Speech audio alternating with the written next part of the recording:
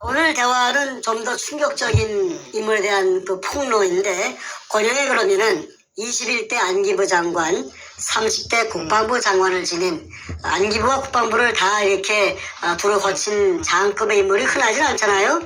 이런 인물이 금독을 대한 제보를 받았는데 그걸로 나라고 하는데 쓰지 않고 오히려 문재인에게 딜을 넣어서 속된 말로 빨대를 꽂아서 이권을 취한 그런 더러운 일한 걸로 좀 파악이 됩니다. 충격적인 얘기인데 한번 말씀 들어보면 제가 질문도 좀 던지겠습니다. 말씀 들어보겠습니다. 예. 제가 그 2013년 3월 28일 날 중국에서 그 방랑생활 도망가가지고 킬라들 붙이가 죽이려고 하니까 도굴단들이. 그래서 18개월 방랑자 신세를 마치고 박근혜 대통령이 당선되었기 때문에 제가 그 귀국을 했습니다. 그래가지고 그 당산역 근처에서 그 제 후배를 하나 만났는데, 저를 도와주는 후배가 달고 나온 여자가 한 사람 있는데 그 여자가 북한에서 온 탈북자였습니다. 그리고 그 여자가 특이하게도 39호실이라는데 한 20년 이상을 근무했대요. 그래 39호실이 뭐 하는 데냐 했더니 아마 그 외화를 벌여가지고 그 통치자금을 마련하는 그 최고 통치권자의 통치자금을 마련하는 그런 부서라고 합니다. 그러니까 그 여자가 굉장히 머리가 영리하고 그 아주 동작이 빠르고 그 잽싸지요. 소위 얘기한 북에서는 최고 엘리트네요. 예. 그래서 저는 그런 데 관심도 없고 해서 그냥 그 후배가 데리고 온 뭐 손님이니까 같이 밥을 한 그릇 먹고 헤어졌는데, 그 여자가 이제 나중에 저를 갖다가 도와주는 이 문현동의 금도구를 도와주는, 자기가 자청해서 도와주는 그 말하자면은 역할을 하겠다. 네네. 어떻게 도와주겠느냐 하니까 박근혜 대통령에게 알려가지고, 이 박근혜 대통령이 아마 모르고 있는 것 같은데, 자기가 그 박근혜 대통령 앞으로 자기 이름으로서 등기 우편을 보내가지고 이렇게 국가적으로 이거는 하지 않으면은 이게 우리 2만 3천 탈북자들이 바로 그냥 뭔가 저게 대통령이 되고 나면은 문재인이가 대통령이 되면은 큰 배를 가지고 그냥 다 싣고 그냥 김정은이한테 강제로 갔다가 북송시킬 그런 위인이다. 20조를 물론 정옥자 교수 20조를 다 알고 하는 말입니다. 그래서 이제 저를 도와주기로 했습니다. 그러던 어느 날 선생님 장관을 하고 2번씩이나 하고, 그 다음에 대단한 사람이 한 사람 있죠. 그 누군데? 했더니, 근영애를 덜미깁디다. 그래서 내가, 잘 알지. 내가, 그분은 나를 몰라도 나는 그분을, 이름을 들었기 때문에 잘 알지. 그런데, 왜 그래? 하니까, 그분이 우파고, 또 박근혜 대통령 편이니까 그분은 믿을 수가 있으니까 그분을 내가 만나게 할 테니까 좀 만나보시겠습니까? 그게야. 그런데 그분을 어떻게 당신이 북한에서 온 사람이 만나게 해줄 수 있느냐 했더니, 내가 그분하고는 아주 긴밀한 사이이기 때문에 만나게 해줄 수 있습니다. 그래서 코리아나 어느 날, 그때가 2013년 연말 정도 된다고 기억이 납니다. 코리아나 호텔에 커피숍 2층에 올라가는데 오른쪽에 은밀한 대화를 나누는 그런 큰 홀이 있어요. 거기서 이제 만났습니다. 근 장관을. 권영희 장관. 예. 자기 부인하고 같이 왔더라고요. 그래서 이제 인사를 하고 나서, 그래, 내가 듣자니까 부산 문현동에 어뢰 공장이 어떻고, 금도굴이 어떻고 하는데 어떻게 된 거요? 저한테 얘기를 좀 해줄 수가 있나요? 그래서, 내가 이야기를 하려고 나왔습니다. 해서 한 3시간 동안, 얘기를, 쭉 했더니, 숨도 안 쉬고 숨죽여서 다 듣고 나더니 하는 말이, 야, 내가 다 듣고 나니까 이제 내 눈앞에 가려졌던 안개처럼 짙은 안개가 눈앞에 짙게 드리워져 있었는데, 이제 그 짙은 안개가 싹 없어지고 저 멀리까지 잘 보입니다. 정 작가의 이야기를 들으니까 이제 모든 것이 전부 다 이해가 됩니다. 그 모든 것이 무엇입니까? 했더니, 내가 21대 국정 안기부 장관을 하고 그 다음에 내가 30대 국방부 장관을 했는데, 했는데. 안기부장이 장관입니다. 안기부장이라고? 예, 예, 안기부장. 30대 국방부 장관을 해서 내가 정보가 대한민국 안에서는 비교적 몇 손가락 안에 들어갈 정도로 내가 워낙에 잘 아는 사람인데, 요 최근에 근래에 들어서 이상한 이야기들이 많이 들었다. 서너 사람으로부터서. 그 얘기가 뭐냐면, 이상한 얘기가 뭐냐면은 그 문재인이라는 그 사람에게 어디서 돈이 났는지, 돈이 엄청난 돈이 그 사람에게 있다고 그런 말들을 한 각각 다른 서너 군데로부터 들었는데, 자기가 생각할 때 이해가 되지 않았다. 너무나 액수가 크기 때문에. 그래서 어떻게 이상하다, 그게 무슨 말일까, 항상 가슴에 좀 납덩이 매단 것처럼 그걸 하두가 돼갖고 곱씹고 했는데 확인해 볼 길도 없고, 야, 그게 뭔가 하다가 오늘 이제 정 작가를 만나가지고 얘기를 전모를 다 듣고 나니까 이제 그래서 그 안개가 싹 없어지고 저 멀리까지 보는데 이해가 됐다 이 말이죠. 그러면서 하는 말이, 자, 자기 소개를 하더라고. 내가 육군 사관학교, 내 기억입니다. 17회라 하더라고, 17회. 그리고, 나이는 1937년생이라 하더라고. 고향은 경주 사람이고, 중학교를 은양중학교, 경남 울산 옆에 은양중학을 나왔다 하더라고.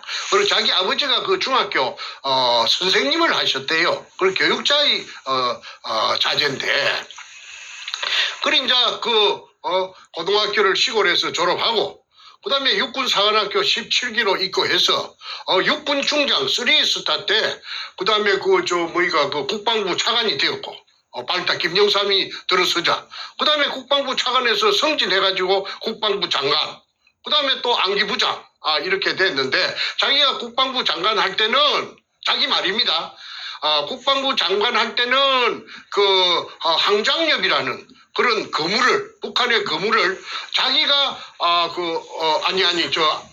안기부장 할 때 그렇다 하다. 항장엽치를 자기가 작업을 해가지고 그걸 한국에 데리고 왔고, 그 다음에 국방부 장관 할 때는 하나회를 척결하는 김영삼이의 지시에 따라서 하나회를 싹 없앴다 하대. 그걸 내한테 훈장처럼 말하더라고. 그래서 아이고 대단합니다 했더니, 자기가 그 국방부 장관을 할 적에 법무부 장관이 있었는데, 법무부 장관이 청와대에 김영삼 시절에 김기춘이라는 거제 사람이 법무부 장관을 했는데, 같은 경상도가 돼서 자기하고는 나이는 자기가 좀 많다고 하더라고. 2-3살 많다고 하더라고.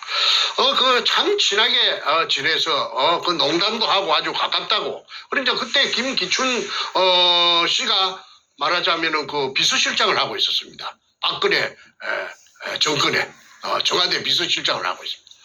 그래서 내가 이제 이렇게 알았으니까, 이걸 안 이상해. 내가 국가에, 19살 때부터 국가의 은혜로서 내가, 그렇게 높은 벼슬까지 내가 두 분이나 내가 했으니까 나는 국가에서 굉장한 혜택을 많이 받았다. 그러니까 국가에 이제 봉사할 기회가 이제 왔으니, 보온을 할 기회가 왔으니, 내가 몰랐으면 몰랐지, 이걸 안 이상해. 내가 가만히 있으면은 내가 이 사람도 아니다. 그러니까 내가, 내 늙은 내 모가지를 국가에서 필요하다 하면 내가 모가지도 내가 내놓을 수가 있는 그런 각오가 돼가 있는데, 이거 내가 알았는데 이 어마어마한 이 커넥션을 내가 안 푼다면은 내가 이 국가에 보존할 길이 없다. 그러니까 나를 믿어주겠소? 하고 묻더라고. 그래. 어떻게 믿어달라는 말입니까? 하니까, 내가 언제까지라고는 내가 장담은 못하겠지만은 내가 어째도 이 일을 꼭 해결할 테니까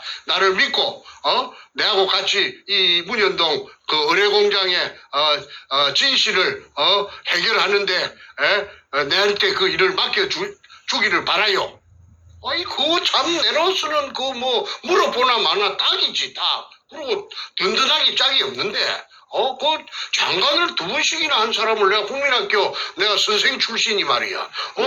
만났으니까, 그런 분이 자청해서 자기가 해결해 준다니까, 내가 그냥, 항공무지로 소이다. 이래 되는 겁니다. 그런데 하나 조금 떨떠름한 조금 깨름직한 마음은 있었어요. 그게 뭐냐면은 내가 80년도에 부산에서 선생을 할 적에 초등학교 선생을 할 적에 신문을 본 사회면을 본 기억이 떠올랐습니다. 뭐냐면은 아마 그분이 독직 사건으로 뇌물을 받았다고 해서 독직 사건으로 검찰에 불려가서 수사를 받다가 그 화장실의 변기를 깨가지고 그 변기가 독인데 독이 아닙니까 독이 여물지요. 이걸 도끼다시 바닥에다가 던져갖고 깼던 어쨌든 뚜껑을 깨가지고 그 뾰족뾰족한 날카로운 걸 가지고 날카로운 그 뾰족한 그걸 가지고 배를 그었다는 사실입니다. 그러면은 그래가지고 이제 병원에 실려가고 소동이 났다는 것을 제가 신문 기사를 통해서 알았습니다.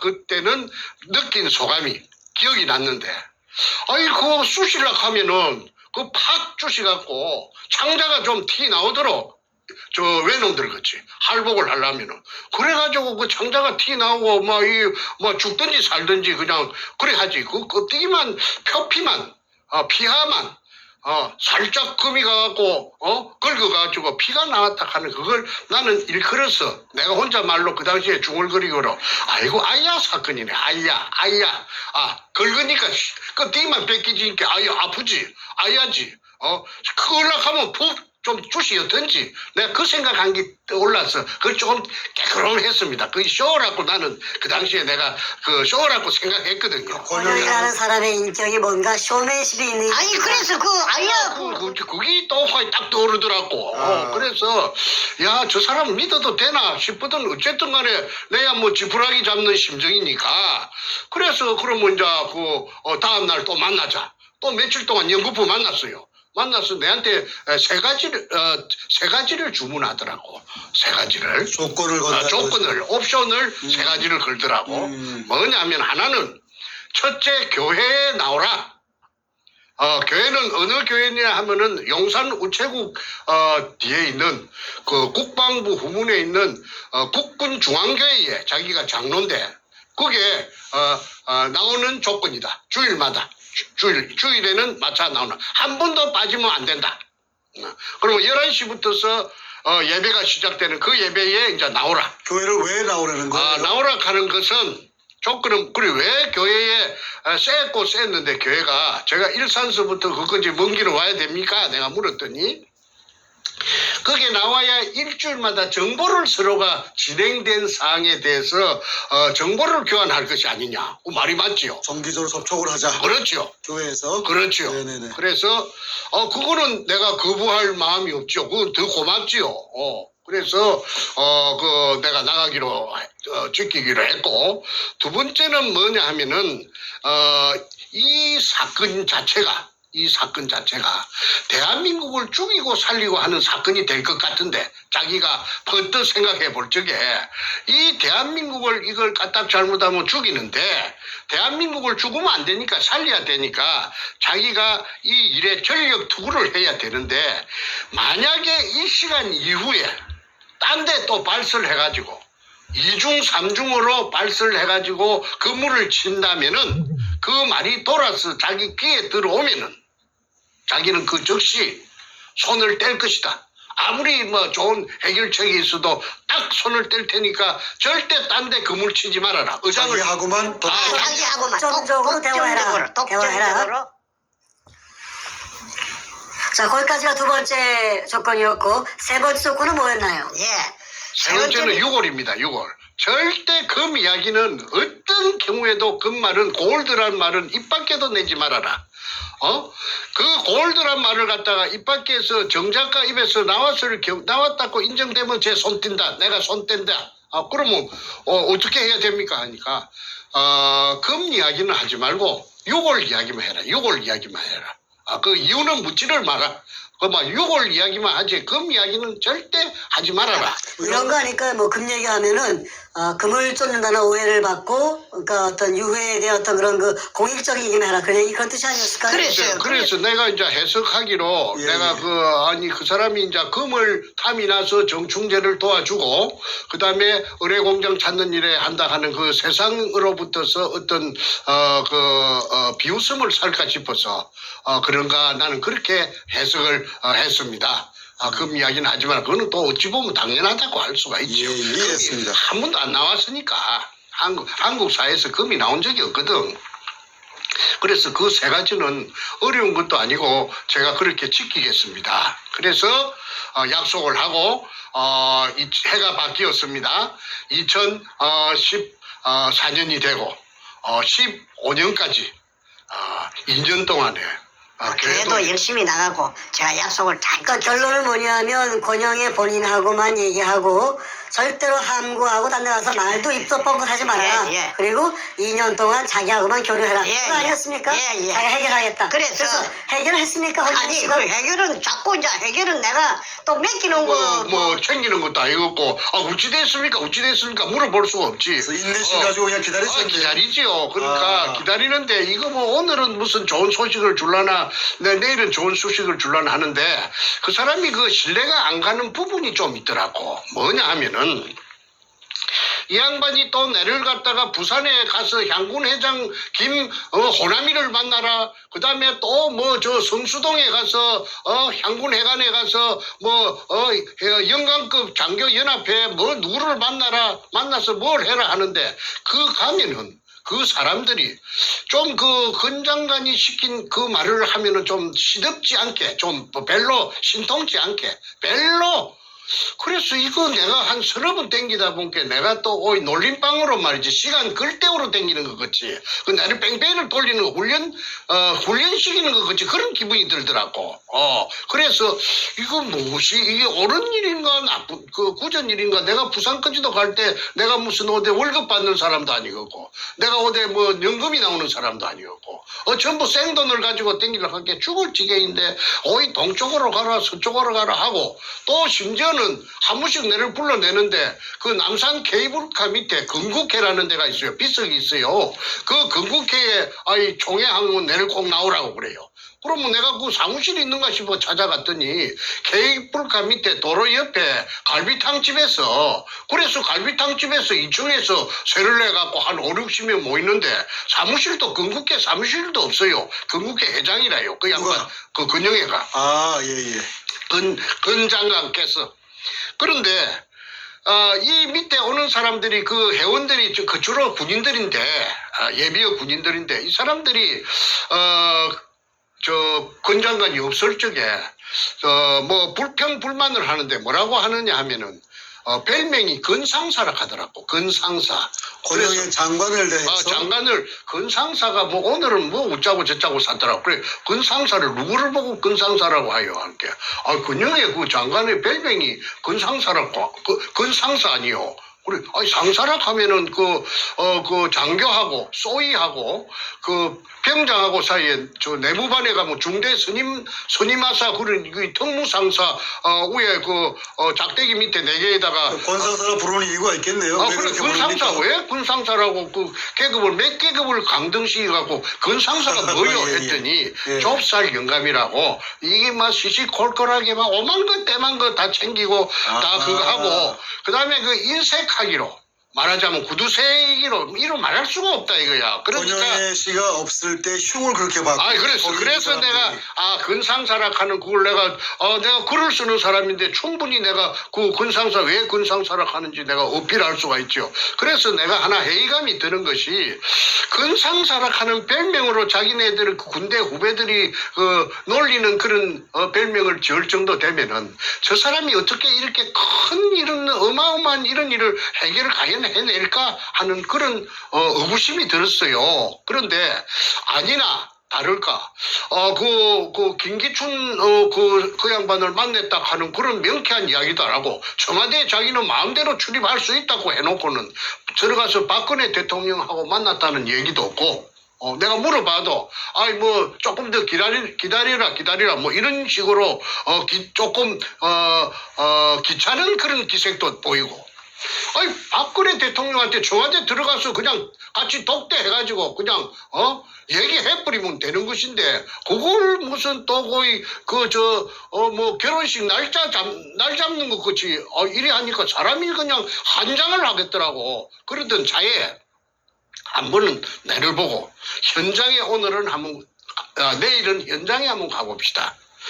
부산의 현장에 어떻게 갑니까 하니까 자신의 그 동기생 친구 중에 64, 17기 중에 경남 진해 출신의 1사단장 하던 김아무개 소장이 있는데 그 양반이 1사단장 할 적에 남친 땅굴에 대해서 통달로 해가지고 땅굴 찾는데 그래갖고 이제 새꼬쟁이 2개를 가지고 이 다우징이라 하나 그걸 갖고 왔는데 백발백중이라 이거야. 땅 밑에 그 탐사하는 거. 탐사하는 거. 새꼬쟁이 2개 갖고 하는 거. 다우징이라고 그러죠. 다우징 그거 막 백발백중으로 찾아낸다 이거야. 그 전문가다.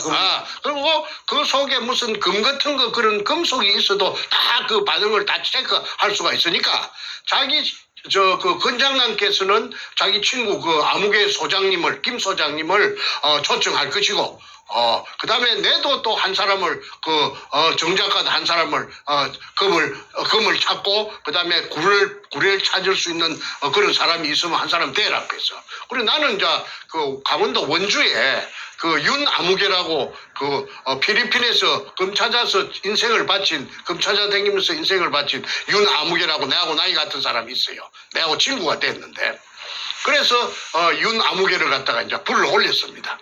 그래서 이 윤아무개는 그 이전에 저 한국은행 지하 금고에 금이 얼마나 있는지 그 미션을 줘가지고 그 체크를 한번 그 측정을 한번 한 적이 있었는데 그 서울에 대해서는 그 사람이 청춘을 갖다가 필리핀에 25년 동안 돌아다녔으니까 서울 소공동 근처는 잘 모릅니다. 그런데 한 30분 만에 찾아내더라고. 그 미독 신세계 백화점 앞에 그 조형물이 있는 동상같이 조형물이 있는 분수대가 있는데 그 밑이 저 한국은행의 그 금창고라 지하 몇 메다가 그 금창고인데 거기서 금의 양은 지하 몇 메다 그거 내가 잊어버렸는데 지하 몇 메다 지점에 금이 요게 한국은행 그러니까 그게 한국은행 금창고인데 보유금이 한 15톤 정도 체크되네요 이렇게 하더라고. 그러니까 그때 한국은행에 근무한 적이 있는 그 아주 높은 간부가 한 사람 그 옆에 있었는데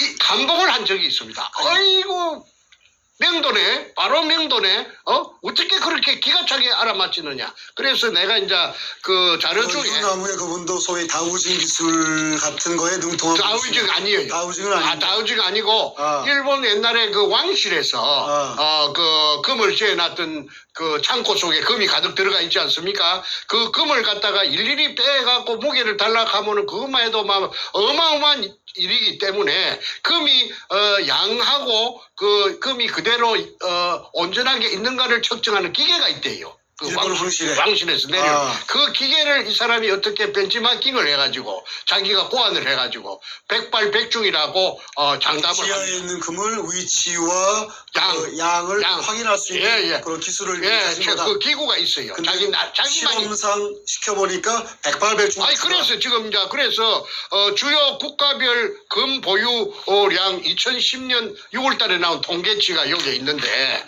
이게 보니까 국가의 금 보유량이 한국의 금 보유량은 한국은행 아까 말한 신세계 백화점 밑에 그 분수대 밑에 그게 있다고 했지 않습니까? 그게 있는 게 맞아요. 그런데 그게가 15톤이라고 했는데 여기에 찍기가 있는 거는 14.4톤이라고 요 맨 밑에 찍기가 정확하게 찍히네요, 완전. 바로 그냥 기가 막힐 지경이죠. 제가 화면을 잠깐 보여주겠습니다. 예. 이야, 그렇군요. 잠깐만요. 예. 여기 보시면은 여기 제목부터 보여드리겠네요. 제목에 보면 주요 국가별 금 보유량 해가지고 2010년 6월 자료인데 미국이 뭐 8,000톤 어마어마하게 많고 1등이고 쭉 내려가서 대한민국이 금 보유량이 56인데 14.4톤으로 공식적으로 통계가 잡혀 있네요. 근데 그분이 말씀하신 15톤 집었으니 정확하게 그래서 의심의 더 이상 그 사람의 실력에 대해서 이야. 의심의 할 수 있는 그게 조건이 아무것도 없지요. 그래서 이제 윤을 불러들이서 가지고 그 군인 출신 그 권영애 씨의 군인 출신 그 다우징 전문가 한 분하고 바로 이 윤아무개하고 두 명을 데리고 현장을 갔다. 예. 됐습니다. 이해됐습니다. 그래서요. 권 장관의 구인성 승합차를 고속도로 버스 전용 차선에 달릴 수 있는 걸 타고 그 부산 현장에 갔습니다. 가서 이제 두 사람이 이제 그 현장에 비가 부슬부슬 오는데 그 육군 소장 권 장관의 친구하고 그 다음에 이 원주에서 온 그 윤하고 둘이서 이제 금시초문으로 만났던 것입니다. 그 사람들도 아는 사이가 전혀 없지요. 그런데 둘이가 딱 일치가 되는 것입니다. 여기서 저기까지 약 50m가 되는데 그 지하 몇 메다 지점에 공간 반응이 나오고 그 이제 밑에 공간 반응이 나오는 그게 어마어마한 공간 반응이 나오는 그게 의뢰공장입니다. 그리 이제 그 동네 일대를 쏘다니다가 이제 특기사항이 이제 두 사람이 다 공간 반응이 일치가 되는데 그 옹벽 위쪽에 산동네에 그렇게 말하자면 내가 구멍 뚫은 그 산후의 그 근처에 1174번지입니다. 1174번지입니다. 박상조라는 그 사람의 집이 약 40평이 있었어요. 그 집 밑에서 금 반응을 300톤을 체크했습니다. 300톤. 300톤. 100톤, 300톤을 체크를 누가 했느냐? 두 사람 다 똑같이. 두 명 다 똑같이 300톤이라고. 예. 이야. 자, 그래서 그 밑에 그런데 이거 희한한 말은 그 구멍을 뚫는 시추 기계를 전공하는 그 기계를 보링하는 기계를 동원해서 이게 자기가 파악하는 그 위치에다 구멍을 뚫으면은 금을 이렇게 찍었어. 금 무디기에 바로 그 기계가 좁히단기 들어가서 찍었어. 그 금가루가 묻어 올라온다 카대. 묻어 올리겠다고 자신하는데 그렇게 아까 소장도 일치되고 그 다음에 원주에서 온 이 필리핀 이것도 일치가 되고 이러니까 기분이 좋다고 그날 의뢰공장 찾는 것도 확인했고 그 다음에 금도 300톤이 나오니까 아까 건상사라고 불리는 그 건장관께서 돌아오는 차속에서 기분이 좋은지 그 봉투를 갖다가 하나서 잡아내갖고 갈라주더라고. 그게 이제 그 문현도 일대 중에서 한 특정 부분에만 300톤이라는 얘기죠? 그렇죠. 그죠? 그게 1174번지인데 그게 이제 도굴단이 만든 그 지도 의뢰공장 내부 도면에 보면 금이 있다고 표시가 되어 있습니다. 백준엄이가 그 금을 거기가 지하 몇 공장이죠? 지하 1공장. 자, 먼저 다시 정리하죠. 대한민국 국가가 보유한 금이 아까 얘기한 14점 몇 톤이고 14.4톤. 기껏해야 15톤이 맥시멈인데 문현동 약 15톤이라고 했죠. 그렇죠. 문현동 일대 중에서도 거기 특정 주소지 밑에 있는 것만 300톤이 있다고 두 명의 서로 모르는 각각의 전문가가 동시에 확인한 300톤이다. 어마어마합니다. 자, 그다음 얘기가. 그때까지 그게 그게 아마 다 끄잡아낸 게 아니고 금이 양이 많으니까. 그렇죠. 내나 탁종수라는 자가 그 도굴단에 탁종수 있잖아요. 김성태 옆에 앉았던 거, 그 멍청하게 앉아 있는 거. 그게 내한테 월경 기순에 온 적이 있었다고 했죠. 그럴 때 금이 다 끄잡아냈느냐 물어보니까 일부는 끄잡아내고 일부는 더 깊은 곳으로 들어갔다고 말했거든요. 그런데 더 깊은 곳이라 가면은 일단은 그게 있는 금을 안쪽으로 더 이었다는 것입니다. 그런데 백준영이 만든 의뢰공장 내부 도면에 보면은 그게가 금이 있었다는 표시가 되어 있기 때문에 그게 아마도 처음부터서 300톤은 애놈들이 그게 도망갈 때부터서 그게 있었던 것이 아닌가 그렇게 저는 추정하고 있습니다. 자, 그래서 이제 군영을 떨벌라고 혈안이 됐던 것입니다. 그런 때마다 자꾸 동네 주민들이 방해를 하고 온갖 세력들이 방해를 하기 때문에 기계가 뚫벌라고 내려갔다가도 서울에서부터 내려갔다가도 님비 현상으로 인해서 박구에서 올라온 헛돈을 많이 썼습니다. 자, 그런데 이제 권 장관께서 아까 이제 이제 입이 찢어질 듯이 해가지고 그 봉투를 하나씩 주는데 내가 올라와서 내가 찾아본 게 5만 원짜리 2개 들었대. 누구한테 10만. 봉투를 줘요? 아니 근 장관이 얼마나 내가 그 봉투 주는 거 처음 봤어요. 그런데 10만 원 들었는데 그건 윤은 얼마 들었는 거 내가 물어보지 않았어요. 왜 그러냐 물어보면 내 자신이 너무나 비참할 것 같아서 내가 자존심도 있고 해서 내가 그냥 입 닫고 말았는데 솔직히 말해서 어디 가작값도 아니고 말이지 5만 원짜리 2장을 갖다가 여줄서 저 사람이 그러기 아주 작구나. 그런데 자기 집에 가보니까 자기 집이 내나 분당에 죽전에 있는 현대 아파트 앞에서 현대백화점 죽전역 앞에 현대백화점 앞에서 마을버스를 타는데 LIG 아파트라고 기억이 됩니다. LIG 아파트 옆에 자이 아파트 80평에 살더라고.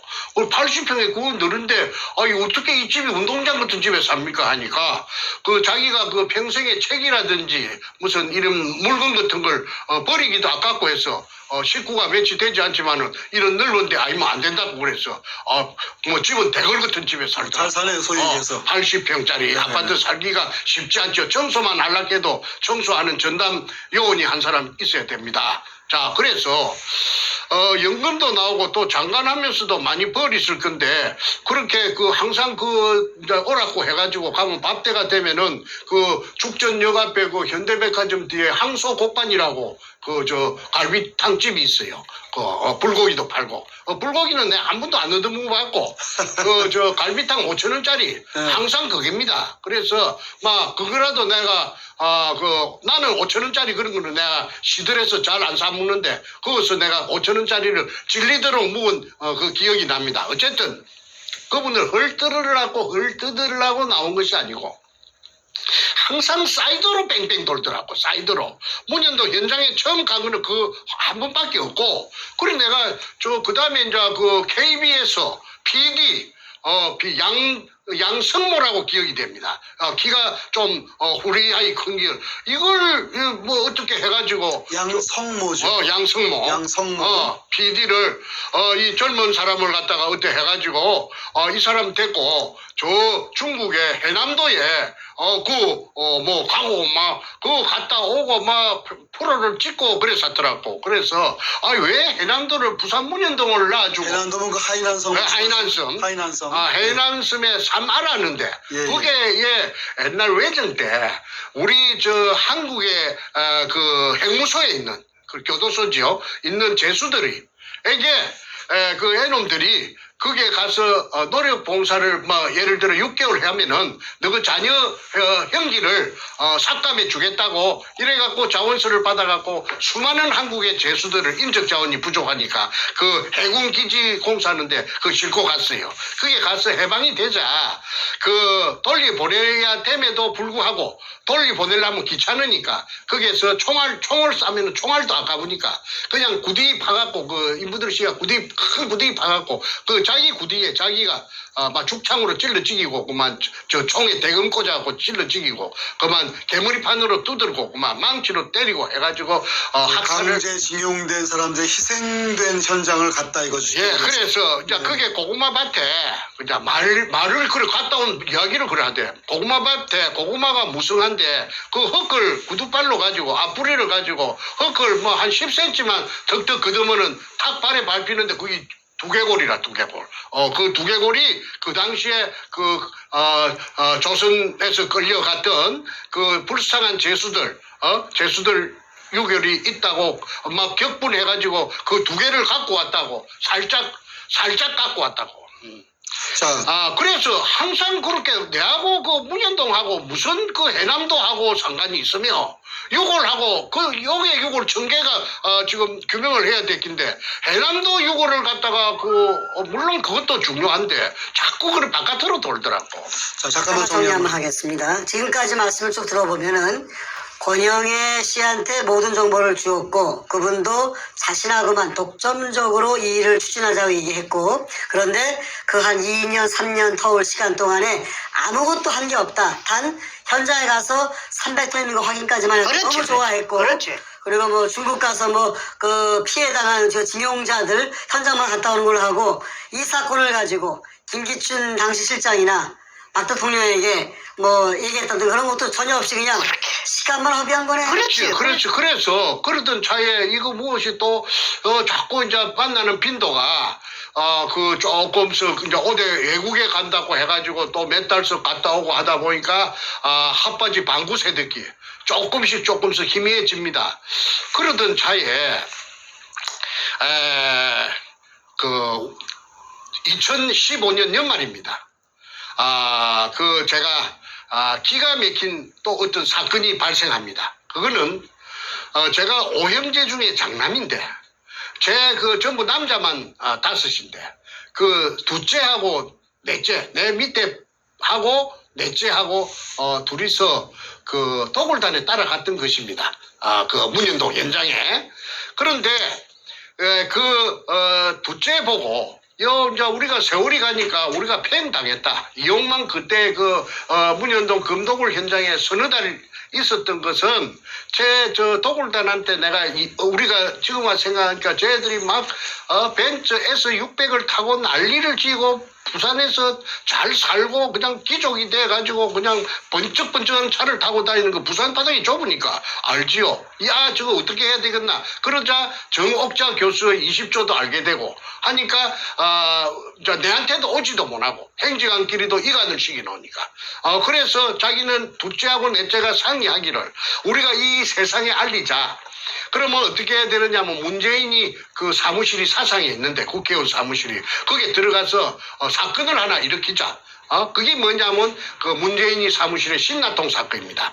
그래서 둘째는 간이 작아갖고 아이고 나는 무서워서 안 할래 하고 옹골아져삐고 빠져삐고 그러면 넷째는 젊었을 때 그 어릴 때 권투 선수니까 주먹이 세니까 그럼 내가 혼자 하겠다 해서 그 문재인이 국회의원 사무실에 그 인질극을 신나통을 들고 가서 인질극을 벌렸던 그 사건이 언제였죠, 시점이?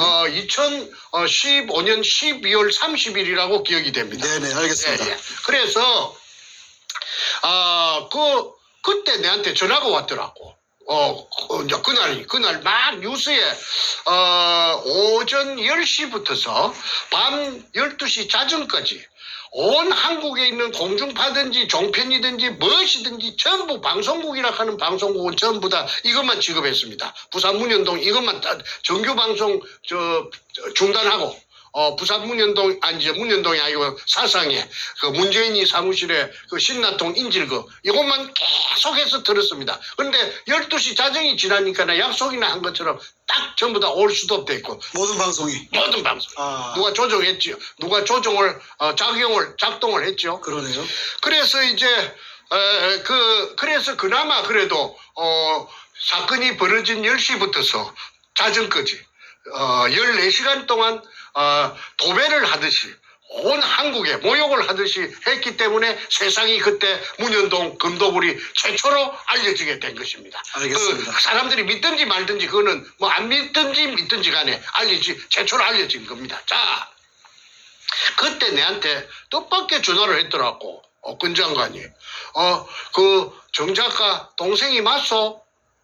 내하고 좀 닮았는 모양이라. 그래서 네 맞습니다 하니까 그걸로서 건장한하고 저하고는 말하자면은 사연하라 좀 친 것입니다. 그 다음에 내가 전화 걸 이유도 없고 그 사람도 전화 안 오니까 끝난 거 아닙니까?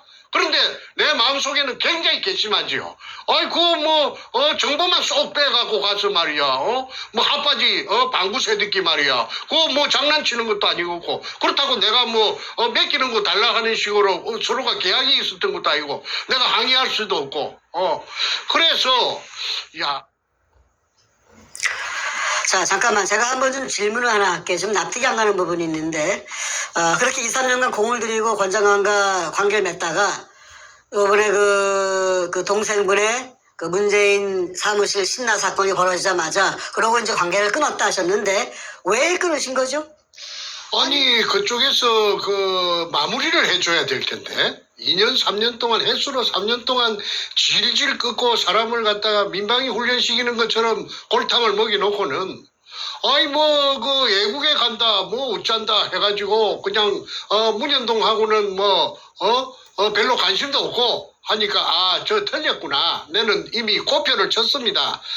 그렇다고 해서 그 사람이 그 내하고 나이가 얼추 같다고 하면은 다그치기라도 할 텐데 아니 그러지도 못하고 장관을 두 분이나 했으니까 그 내가 저 항의도 할 수가 없고 그러던 차에 내가 저 정보만 또 쏙 빼가지고 또 이용당했구나.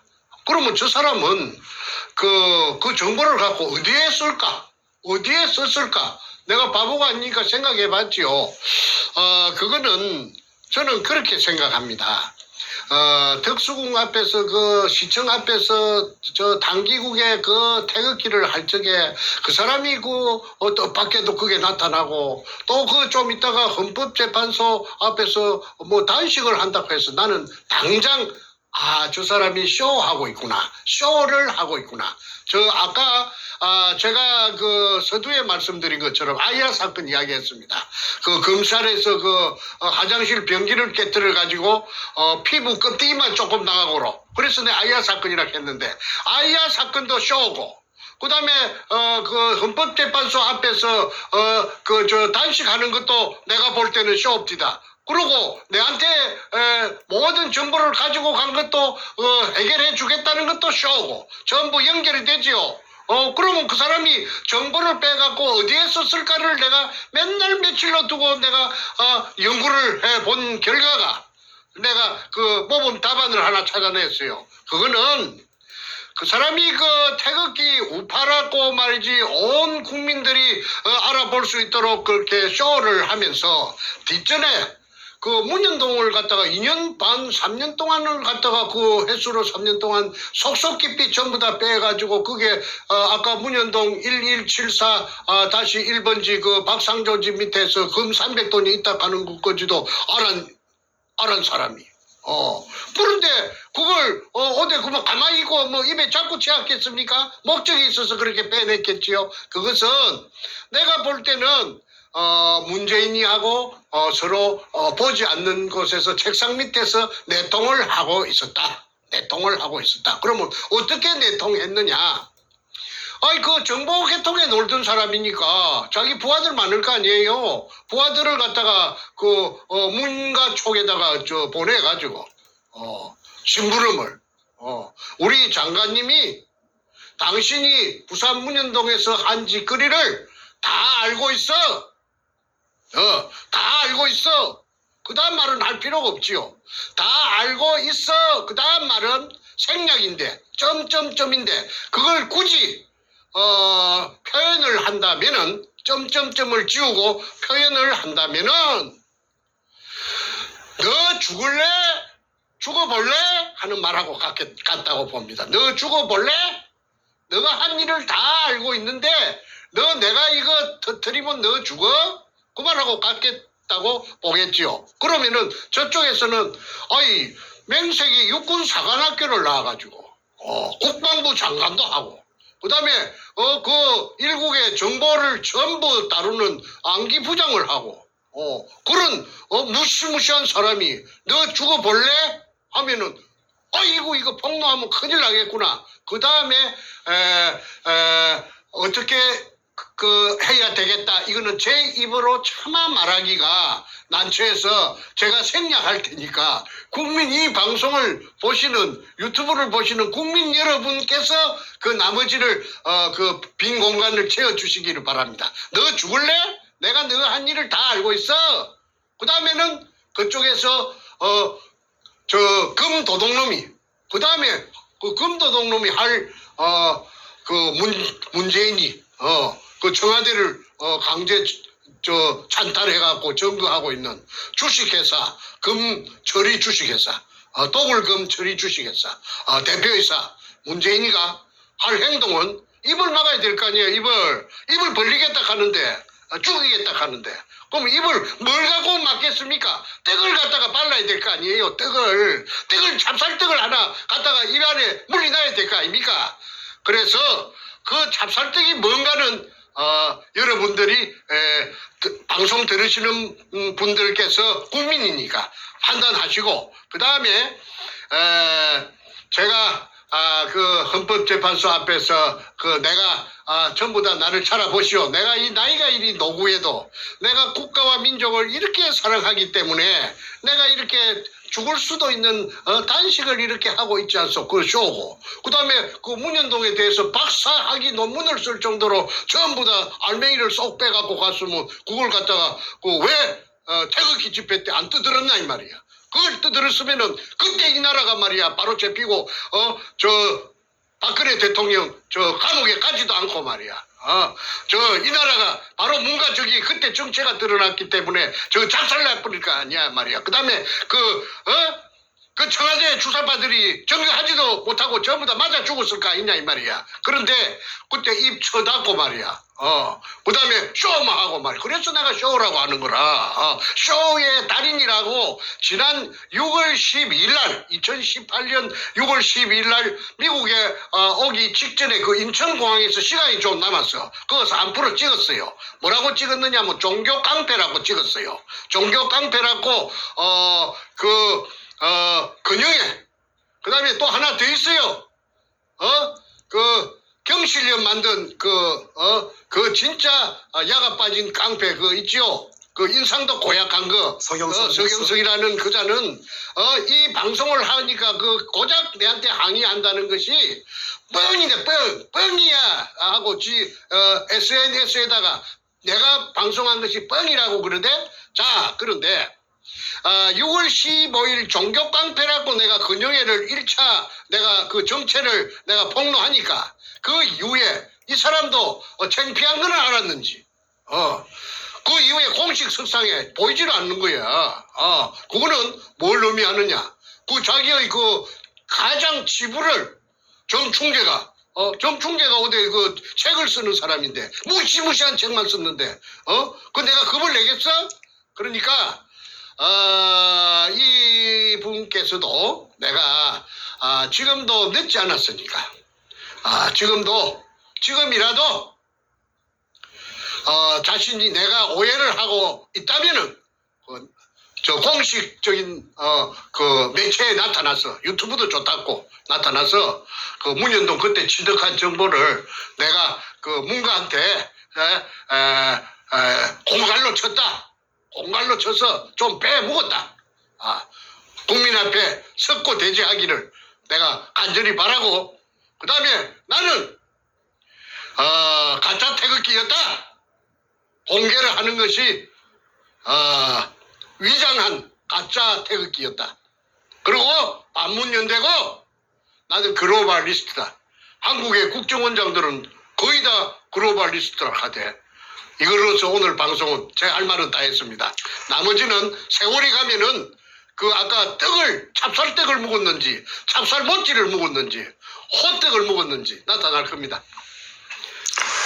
오늘 메시지의 제목이 다시 한번 상기시켜드리면 금독을 정보로 문재인에게 빨대를 꽂은 권영애의 더러운 정체입니다. 제목에 모든 것이 다 담겨 있고 지금 장시간 말씀하시면서 모든 내용이 다 공개가 됐는데 우리가 알고 있는 권영애는 옛날 안기부장 권영애도 있고 국방부장 권영애도 있지만 가장 최근 2년 동안에는 탄기국의 권영애로 많이 알려져 있었고 아까 말씀하신 대로 탄기국 끝단에 마무리될 때쯤에 아주 명예롭게 퇴장하는 그런 신용을 하면서 소위 단식 쇼를 벌였습니다.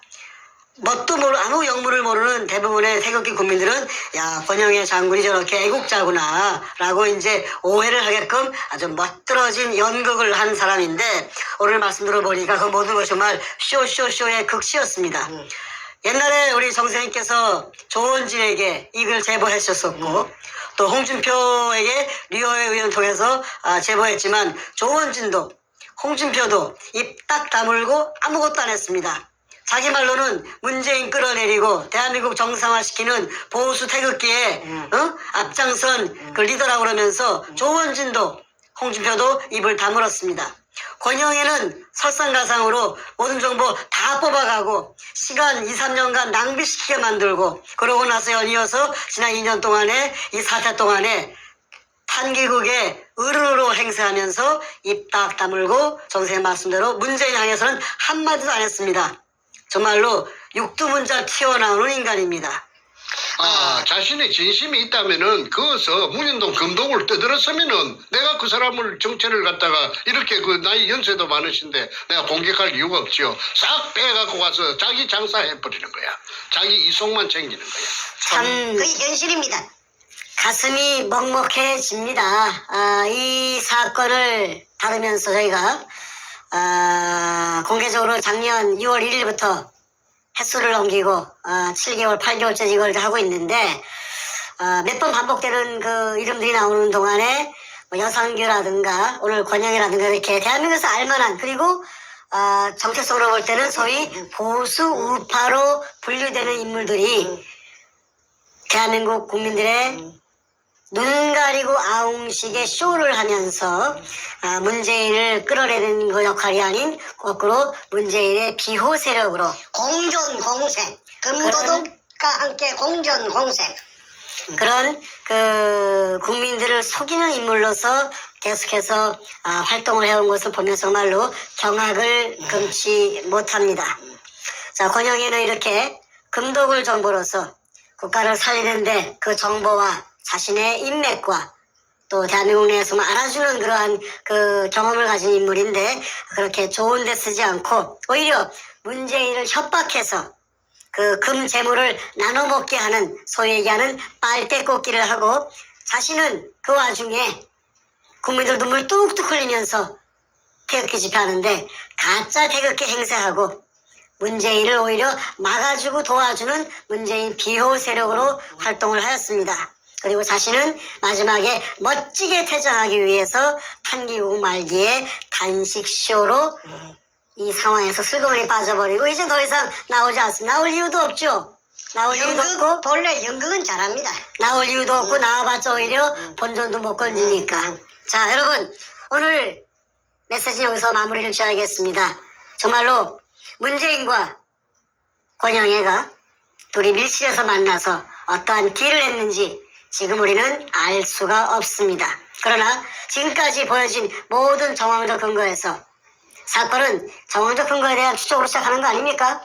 이 모든 정황적 근거에서 권영애는 자신의 정체성으로 볼 때는 문재인을 끌어내기 위해서 앞장서온 인물인데 대놓고 그런데 이 모든 정보 문재인을 박살낼 수 있는 정보를 가지고 오히려 입을 다물고 조용히 어디론가 사라졌다. 무슨 말을 들었겠습니까? 국민 여러분께서 마지막 판단에 빈칸은 채워주시기 바랍니다. 권영의 그 더러운 모습 온 세상에 폭로했습니다. 오늘 여기서 마치겠습니다.